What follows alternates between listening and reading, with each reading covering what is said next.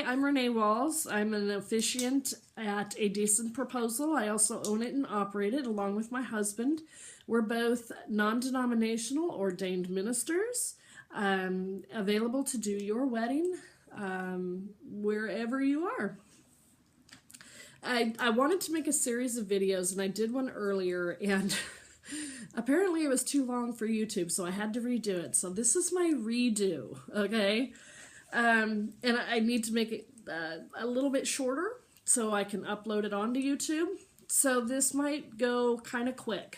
But just to let you know, my website, adecentproposal.us, you can get the wedding planning guide on there. Just go on there, click on the link, download it, or print it out. It is a PDF, so feel free to do that, okay? And it is free.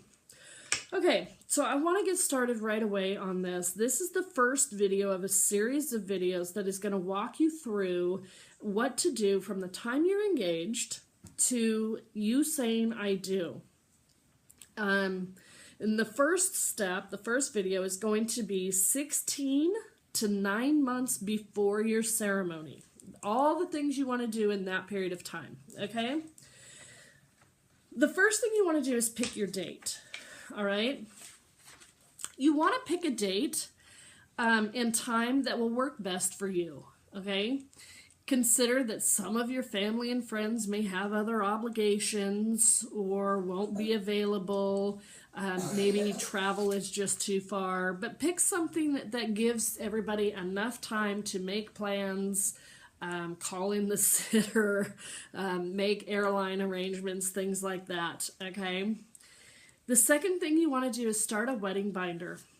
Starting a wedding binder allows you to save all of that really good information and those cool pictures and websites and things that you want to take a look at down the road when you're looking to actually talk to your vendors and make plans about what you want. So that cool, really beautiful bouquet that you saw in Wedding and Bride magazine, tear that out, paste it in that binder. Maybe you came across a website that has some really cool wedding ideas for your ceremony or decorations. You know, jot that down on a piece of paper and put it in that binder so that you don't forget, because this is going to be a time that can get kind of chaotic and confusing, and things can be forgotten easily, okay? And those little details, we don't want to forget those, because that's what's going to make your ceremony unique and beautiful. Okay. Next thing you want to do is work out a budget. The budget is very, very important, okay? So make sure that you work out a budget that is going to work for you and allow you to have exactly what you're looking for in all of your vendors, okay? Keep in mind that nowadays, the majority of your budget no longer goes to the ceremony, but it goes to the reception, the catering, the DJ, all of that stuff, okay?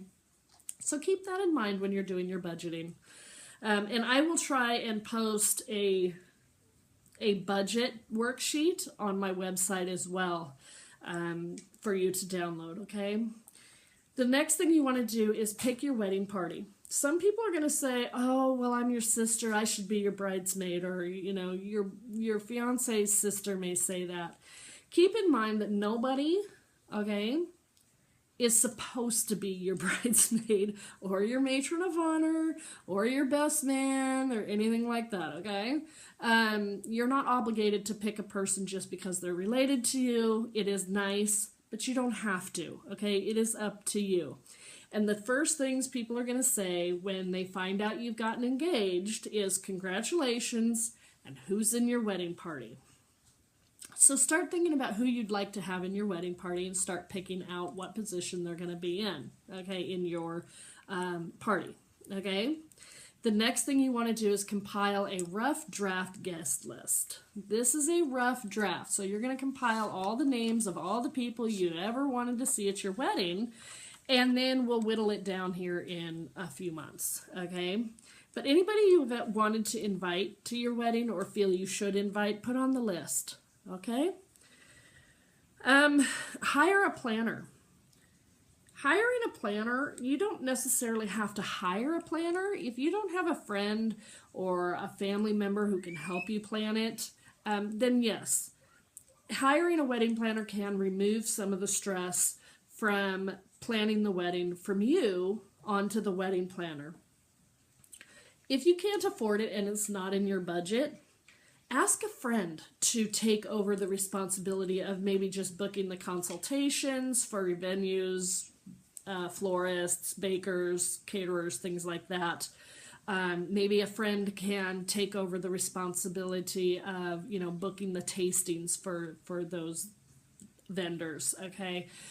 Things like that. Even those little things will relieve stress for you, and you can concentrate on other details, okay?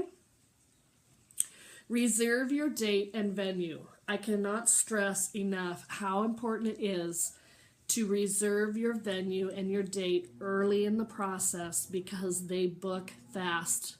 And always go into venues thinking of having a backup venue. Okay, so if your first choice is booked, you have another choice in venues to book. And when you're looking at venues, a good thing, especially in Oregon, is to consider a backup plan for inclement weather. So if you think it might be too hot or too cold at your ceremony, putting up a tent to shield from the rain or the sun, or even having an indoor area to go to that might be a little cooler or drier, okay? All things to look at, but you want to reserve that venue super early. Same with us. The next thing you want to do is book your officiant. Remember, we're in that 16 to 9 month period of time before your wedding, okay? And we book incredibly fast. You would not believe how fast we book up, okay, for ceremonies. So make sure you get to the officiant soon as possible, to make sure that you get the officiant you want for your wedding, okay? You can have everything else organized. If you don't have your officiant, you're not going to have your wedding, because we do all of the legal part. Okay.